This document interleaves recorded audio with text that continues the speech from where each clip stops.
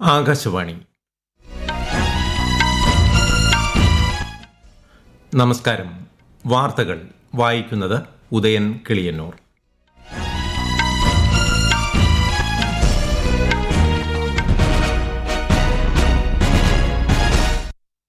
പ്രധാന വാർത്തകൾ. മാവോയിസ്റ്റ് അക്രമത്തിനെതിരെ കേന്ദ്ര സർക്കാർ സ്വീകരിച്ച നടപടികളിലൂടെ ജനങ്ങളുടെ ആശങ്ക അവസാനിപ്പിക്കാൻ കഴിഞ്ഞതായി രാഷ്ട്രപതി ദ്രൗപദി മുർമു. വിശ്വാസം ഇന്ത്യയുടെ ഏറ്റവും ശക്തമായ കറൻസിയായി മാറിയെന്ന് പ്രധാനമന്ത്രി നരേന്ദ്രമോദി. 2 ദിവസത്തെ ഔദ്യോഗിക സന്ദർശനത്തിനായി മലേഷ്യയിലെത്തിയ പ്രധാനമന്ത്രിക്ക് ഊഷ്മള സ്വീകരണം. ഇന്ത്യൻ കയറ്റുമതികൾക്കുള്ള 50% നികുതി 18%-ആയി കുറച്ച് ഇന്ത്യ US ഇടക്കാല വ്യാപാര കരാർ. കരാർ നാഴികക്കല്ലെന്ന് പ്രധാനമന്ത്രി. രാജ്യത്തെ ആദ്യ അവയവമാറ്റ ആശുപത്രിക്ക് കോഴിക്കോട് ചേവായൂരിൽ മുഖ്യമന്ത്രി പിണറായി വിജയൻ തറക്കല്ലിട്ടു. 2020 ലോകകപ്പ് ക്രിക്കറ്റിൽ സ്കോട്ട്ലൻഡിനെതിരെ വെസ്റ്റ് ഇൻഡീസിന് 35 റൺ ജയം. ഇന്ത്യ അമേരിക്ക മത്സരം പുരോഗമിക്കുന്നു. വാർത്തകൾ വിശദമായി. വിശ്വാസം ഇന്ത്യയുടെ ഏറ്റവും ശക്തമായ കറൻസിയായി മാറിയെന്ന് പ്രധാനമന്ത്രി Narendra Modi. UK, UAE, European union, USA തുടങ്ങിയ രാജ്യങ്ങളെല്ലാം ഇന്ത്യയെ വിശ്വസ്ത പങ്കാളിയായാണ് കാണുന്നതെന്നും അദ്ദേഹം പറഞ്ഞു. കോലാലംപൂരിൽ ഇന്ത്യൻ സമൂഹമൊരുക്കിയ സ്വീകരണ ചടങ്ങിൽ മലേഷ്യൻ പ്രധാനമന്ത്രി അൻവർ ഇബ്രാഹിമുമൊത്ത് പങ്കെടുക്കുകയായിരുന്നു അദ്ദേഹം. ഇന്ത്യയുടെ വിജയം മലേഷ്യയുടെ വിജയമാണ്, അത് ഏഷ്യയുടെ വിജയമാണെന്നും പ്രധാനമന്ത്രി വ്യക്തമാക്കി. Our relationship with Malaysia is scaling new heights each year. In 2024, during the visit of Prime Minister Anwar Ibrahim to New Delhi, we elevated our ties to a comprehensive strategic partnership. Today, we walk hand in hand as partners towards progress and prosperity.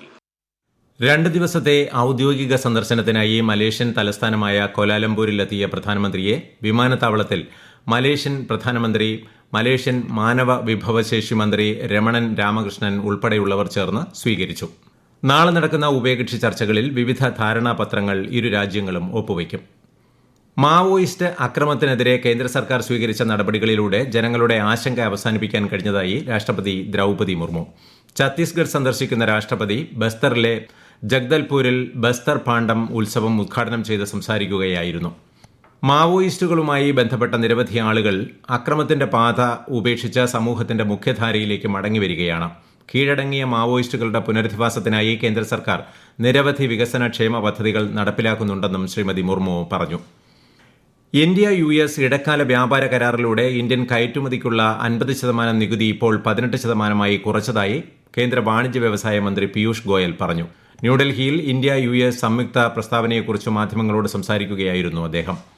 China, Pakistan, Bangladesh, Vietnam തുടങ്ങിയ അയൽ രാജ്യങ്ങളെ അപേക്ഷിച്ച് ഇന്ത്യയിൽ കുറഞ്ഞ നികുതി നിരക്കാണുള്ളതെന്നും അദ്ദേഹം വ്യക്തമാക്കി. फरवरी 2025 में चर्चा शुरू की थी इस उद्देश्य के साथ कि भारत और यूनाइटेड $500 बिलियन का द्विपक्षीय व्यापार हर वर्ष होना चाहिए. उस लक्ष्य को हासिल करने के लिए आज का दिन स्वर्णिम अक्षरों में लिखा जाए. രാജ്യത്തെ കാർഷിക ക്ഷീരമേഖലകളെ സംരക്ഷിക്കുന്നതാണ് ഇന്ത്യ US ഇടക്കാല വ്യാപാര കരാറെന്നും മന്ത്രി പറഞ്ഞു. സുഗന്ധ വ്യഞ്ജനങ്ങൾ, ചായ, കാപ്പി, കശുവണ്ടി, ചെസ്നട്ട്, അവക്കാഡോ, മാമ്പഴം, കിവി, പപ്പായ തുടങ്ങിയ കാർഷിക ഉൽപ്പന്നങ്ങൾക്ക് അമേരിക്കയിൽ ഇനി മുതൽ നികുതി ഉണ്ടാവില്ലെന്നും രാജ്യത്തെ എല്ലാ മേഖലകളും ഈ വ്യാപാര കരാറിന് സ്വാഗതം ചെയ്തിട്ടുണ്ടെന്നും മന്ത്രി കൂട്ടിച്ചേർത്തു. ഇന്ത്യയും USഉം തമ്മിലുള്ള ഇടക്കാല വ്യാപാര കരാർ ചട്ടക്കൂട് മഹത്തായ സംഭവമാണെന്നും രാജ്യങ്ങൾ തമ്മിലുള്ള ശക്തമായ ബന്ധത്തിനായി US പ്രസിഡന്റ് ഡൊണാൾഡ് ട്രംപിനുള്ള പ്രതിബദ്ധതയ്ക്ക് നന്ദി അറിയിക്കുന്നതായും പ്രധാനമന്ത്രി നരേന്ദ്രമോദി. രാജ്യത്തെ കർഷകർ, സംരംഭകർ, MSMEകൾ, നൂതന സ്റ്റാർട്ടപ്പുകൾ, മത്സ്യത്തൊഴിലാളികൾ തുടങ്ങിയവർക്ക് പുതിയ അവസരങ്ങൾ തുറന്നു നൽകുന്നതിലൂടെ ഇത് മേക്ക് ഇൻ ഇന്ത്യയെ ശക്തിപ്പെടുത്തുമെന്നും അദ്ദേഹം സമൂഹമാധ്യമത്തിൽ കുറിച്ചു. ഭാരതവും അമേരിക്കയും തമ്മിലുള്ള തന്ത്രപരവും സാമ്പത്തികവുമായ പങ്കാളിത്തം ശക്തിപ്പെടുത്തുന്നതിൽ ഇടക്കാല വ്യാപാര കരാർ ചട്ടക്കൂട് സുപ്രധാന നാഴികക്കല്ലാണെന്ന് കേന്ദ്ര ഉപരിതല ഗതാഗത മന്ത്രി നിതിൻ ഗഡ്കരി പറഞ്ഞു. ഇന്ത്യ US ഇടക്കാല വ്യാപാര കരാർ ഇന്ത്യയുടെ സാമ്പത്തിക യാത്രയിലെ തന്ത്രപ്രധാനമായ നാഴികക്കല്ലാണെന്ന് രാജ്യരക്ഷാ മന്ത്രി രാജ്നാഥ് സിംഗ് വിശേഷിപ്പിച്ചു. അമേരിക്കയുടെയും ഇന്ത്യയുടെയും ശക്തമായ ഭാവിയാണ് ഇടക്കാല വ്യാപാര കരാറിന് ആധാരമെന്ന് പെട്രോളിയം പ്രകൃതിവാതക മന്ത്രി ഹർദീപ് സിംഗ് പുരി പ്രതികരിച്ചു. ലോകത്തിലെ ഏറ്റവും വലിയ പ്ലാസ്റ്റിക് പ്രദർശനങ്ങളിലൊന്നായ പ്ലാസ്റ്റ് ഇന്ത്യ 2026 ന്യൂഡൽഹിയിൽ പുരോഗമിക്കുന്നു. തൊഴിലവസരങ്ങൾ വർദ്ധിപ്പിക്കുന്നതിന് സ്വയം പര്യാപ്തമായ ഒരു വ്യാവസായിക അടിത്തറ കെട്ടിപ്പടുക്കുന്നതിലാണ് 6 ദിവസത്തെ പരിപാടി ശ്രദ്ധ കേന്ദ്രീകരിക്കുന്നത്. യുവാക്കൾക്കും സ്റ്റാർട്ടപ്പുകൾക്കും സുസ്ഥിര പ്ലാസ്റ്റിക് പരിഹാരങ്ങൾ പ്രദർശിപ്പിക്കുന്നതിന് ഇത് അവസരമൊരുക്കും. ഭാരത് നെക്സ്റ്റ് എന്നതാണ് ഈ വർഷത്തെ പ്രമേയം. ഭാരത് മണ്ഡപത്തിൽ നടക്കുന്ന പരിപാടി ഈ മാസം 10 സമാപിക്കും. ഈ വാർത്തകൾ ആകാശവാണിയിൽ നിന്ന്. ആകാശവാണി വാർത്തകളും വാർത്താ അധിഷ്ഠിത പരിപാടികളും All India Radio News Thiruvananthapuram YouTube ചാനലിലും @All India Radio News Thiruvananthapuram Facebook പേജിലും AIR ന്യൂസ് _ തിരുവനന്തപുരം ഇൻസ്റ്റഗ്രാം അക്കൌണ്ടിലും @AIR ന്യൂസ് _ TVM X ഹാൻഡിലും ലഭ്യമാണ്. രാജ്യത്തിന്റെ ആഭ്യന്തര ഉൽപാദന വളർച്ച, അടിസ്ഥാന സൌകര്യങ്ങളുടെ വികസനം, യുവാക്കളുടെ ശാക്തീകരണം തുടങ്ങിയവയിൽ ശ്രദ്ധ കേന്ദ്രീകരിക്കുന്നതാണ് 2026-2027 കേന്ദ്ര ബജറ്റെന്ന് കേന്ദ്ര സഹമന്ത്രി എൽ മുരുകൻ. പുതുച്ചേരിയിൽ വാർത്താ സമ്മേളനത്തിൽ സംസാരിക്കുകയായിരുന്നു അദ്ദേഹം. ബയോ ഫാർമ ശക്തി പദ്ധതി ജനറിക് മരുന്നുകളുടെ ഉൽപാദനം വലിയ തോതിൽ നടക്കുന്ന പുതുച്ചേരിക്ക് ഗുണം ചെയ്യുമെന്നും അദ്ദേഹം പറഞ്ഞു. കോസ്റ്റൽ കാർഗോ പ്രൊമോഷൻ സ്കീമിലൂടെ പുതുച്ചേരി ഉൾപ്പെടെയുള്ള തീരദേശ മേഖലകളിലെ കയറ്റുമതി സാധ്യതകൾ വർദ്ധിപ്പിക്കാൻ ലക്ഷ്യമിടുന്നതായും അദ്ദേഹം പറഞ്ഞു. ഉദ്യോഗാർത്ഥികൾക്ക് മെച്ചപ്പെട്ട പിന്തുണയും മാർഗനിർദ്ദേശവും നൽകുന്നതിനായുള്ള UPSC കോൾ സെന്ററിന്റെ പ്രവർത്തന സമയം നീട്ടി. 2026 സിവിൽ സർവീസ് പരീക്ഷയ്ക്കും ഇന്ത്യൻ ഫോറസ്റ്റ് സർവീസ് പരീക്ഷയ്ക്കും അപേക്ഷാ ഫോമുകൾ സമർപ്പിക്കുന്ന അവസാന തീയതി വരെ ശനി, ഞായർ അവധി ദിവസങ്ങൾ ഉൾപ്പെടെയുള്ള എല്ലാ ദിവസങ്ങളിലും കോൾ സെന്റർ പ്രവർത്തിക്കുമെന്ന് UPSC അറിയിച്ചു. രാവിലെ 7 മുതൽ രാത്രി 9 വരെ 2 ഷിഫ്റ്റുകളിലായാണ് പ്രവർത്തനം. രാജ്യത്തെ All India Institute of Medical സയൻസുകളുടെ എണ്ണം 6 നിന്ന് 23 വർദ്ധിപ്പിച്ചതിലൂടെ ഇന്ത്യയിലെ ലോകോത്തര നിലവാരമുള്ള ആരോഗ്യ സംരക്ഷണ സ്ഥാപനങ്ങളുടെ ശക്തമായ ശൃംഖല സൃഷ്ടിക്കാൻ കഴിഞ്ഞതായി കേന്ദ്രമന്ത്രി JP നഡ്ഡ. ഫരീദാബാദിലെ ഒരു വിദ്യാഭ്യാസ സ്ഥാപനത്തിൽ നടന്ന ബിരുദദാന ചടങ്ങിനെ അഭിസംബോധന ചെയ്യുകയായിരുന്നു അദ്ദേഹം. മാതൃശിശു ആരോഗ്യം, പകർച്ചവ്യാധി എന്നിവയുൾപ്പെടെ പ്രധാന ആരോഗ്യ സൂചകങ്ങളിൽ ഇന്ത്യ ശ്രദ്ധേയമായ പുരോഗതി കൈവരിച്ചിട്ടുണ്ടെന്ന് അദ്ദേഹം പറഞ്ഞു.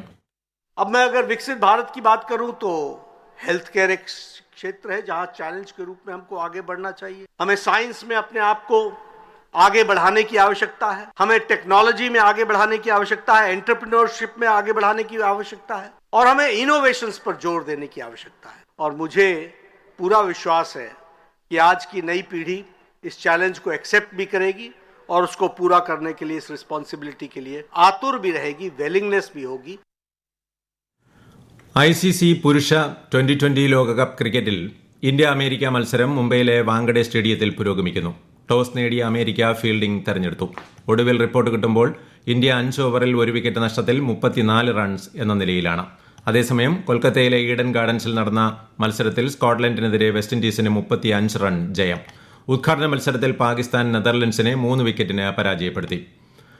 അണ്ടർ 19 പുരുഷ ക്രിക്കറ്റ് ലോകകപ്പ് ജേതാക്കളായ ഇന്ത്യൻ ടീമിനും സാങ്കേതിക ജീവനക്കാർക്കും സെലക്ഷൻ കമ്മിറ്റിക്കും BCCI 7.5 കോടി രൂപ പാരിതോഷികം പ്രഖ്യാപിച്ചു.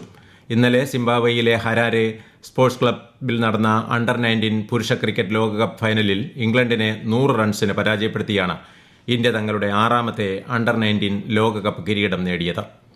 രാജ്യത്തെ ആദ്യ അവയവമാറ്റ ആശുപത്രിക്ക് കോഴിക്കോട് ചേവായൂരിൽ മുഖ്യമന്ത്രി പിണറായി വിജയൻ തറക്കല്ലിട്ടു. സംസ്ഥാനത്തെ ആരോഗ്യരംഗത്തുണ്ടായ സമഗ്ര മാറ്റത്തിനുള്ള ഉദാഹരണമാണ് ഈ ആശുപത്രിയെന്ന് അദ്ദേഹം പറഞ്ഞു. പല കാര്യങ്ങളിലും കേരളം രാജ്യത്തിന് മാതൃകയാണെന്നും മുഖ്യമന്ത്രി വ്യക്തമാക്കി.